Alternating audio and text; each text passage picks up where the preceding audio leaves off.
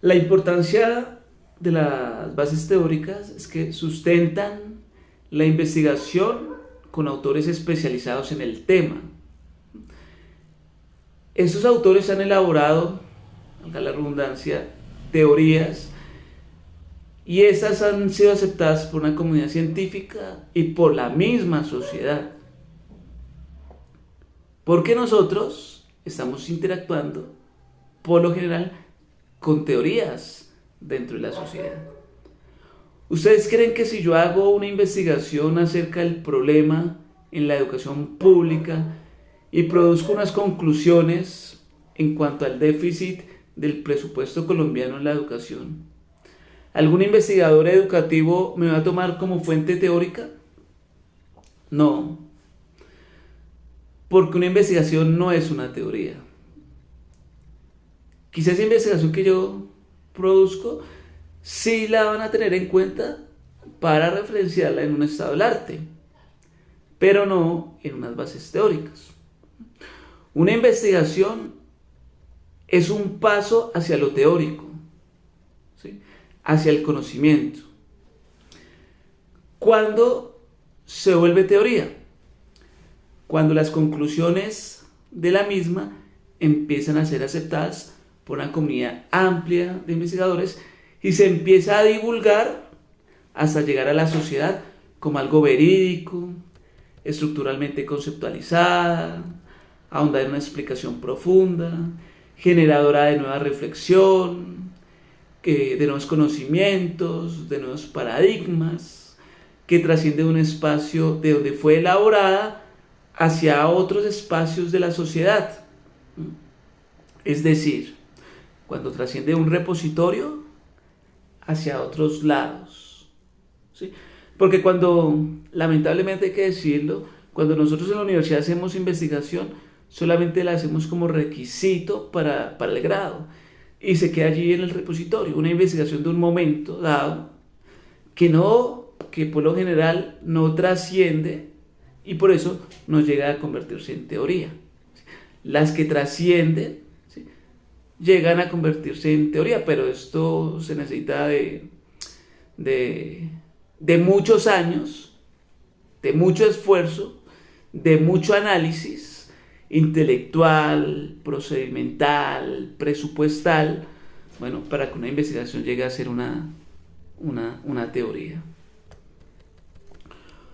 Una teoría es la explicación final que nos ayuda a comprender situaciones, eventos, contextos, que nos ayuda a entender el mundo, a vivirlo, a percibirlo.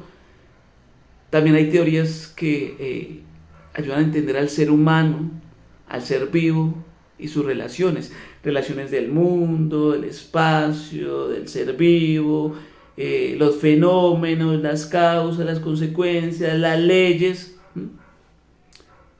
Y usted debe escoger una teoría para poder entender el fenómeno o el problema que está estudiando.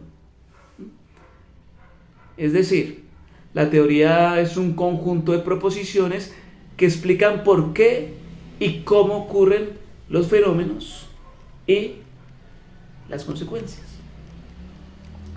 Por ejemplo, ¿quién no ha oído la teoría de las inteligencias múltiples de 1983? Fue aceptada por la comunidad científica y es aceptada por la comunidad social, porque ¿quién de nosotros no acepta las inteligencias múltiples hoy en día? La teoría del Big Bang, 1948, aceptada también por un grupo de científicos y también aceptada por algunas o muchas personas de la sociedad. La teoría de la relatividad, 1905, la teoría del color a comienzos del siglo XIX.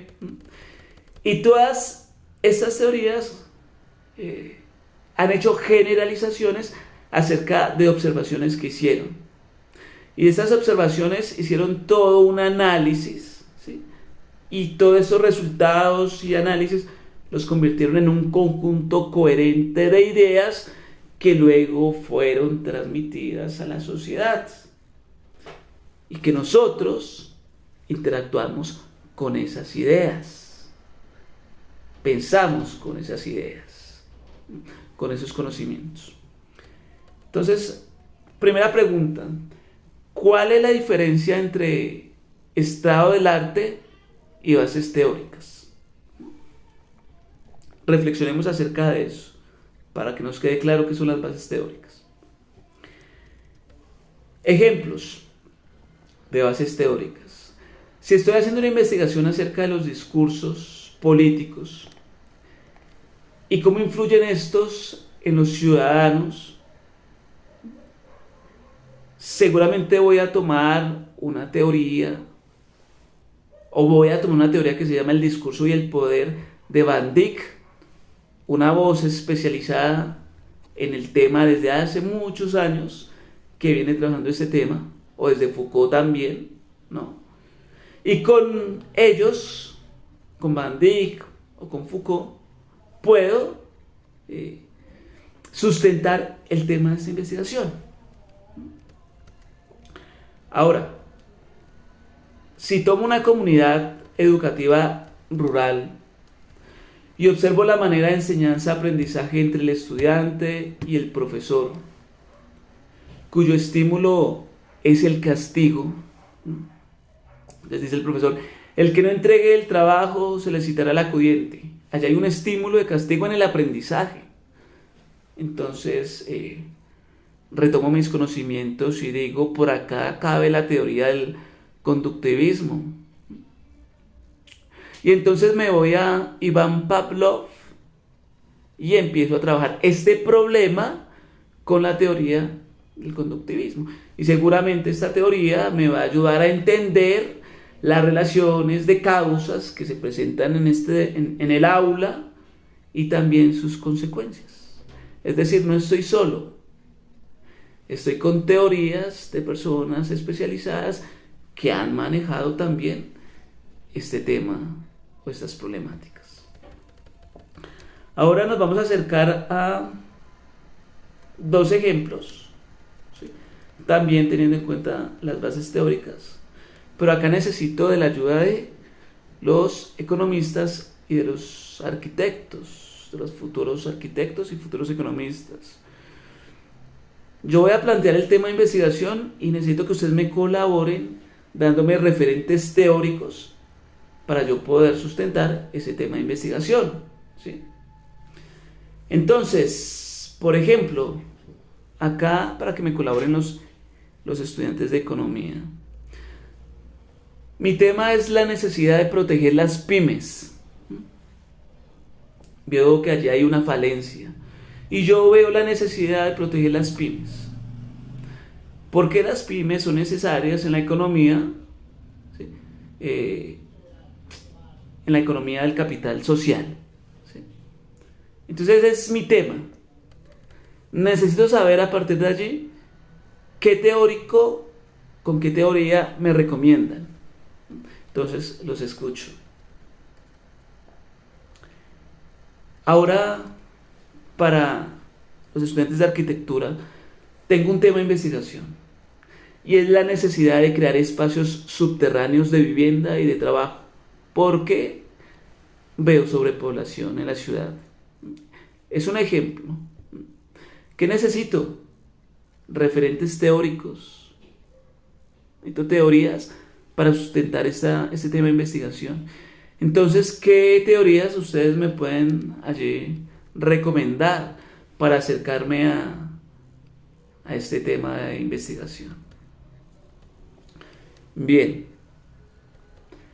Y ya para ir cerrando el tema de las bases teóricas, tenga en cuenta lo anterior, escoja sus bases teóricas con sus respectivos teóricos, téngalos claros, conozca él su vida, obra, si quiere su intimidad, conozca al derecho y al revés la teoría, sus categorías, sus leyes, porque esa teoría o teorías, ya lo dije, van a ser la base para abordar, es decir, para explicar el problema de investigación en su contexto. Y luego sí, ya puede empezar a redactar. ¿Listo? Hay dos maneras de composición. Una que es más compleja y otra que es mucho más sencilla. Entonces, explico primero la compleja. Esa construcción de las bases teóricas, esa construcción o composición, debe ser un diálogo entre sus teóricos y usted. Un diálogo desde las categorías que se están manejando. Y ese diálogo pues debe estar entretejido, ¿sí? Debe ser una sola estructura de todas las teorías que usted está manejando en la voz de los autores y en la voz suya, ¿sí? Debidamente citados con las normas APA.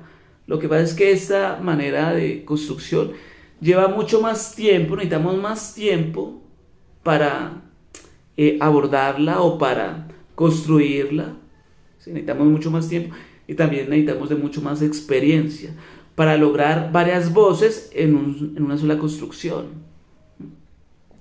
La segunda manera, y es cómo manejamos la estructura del estado del arte, ¿sí?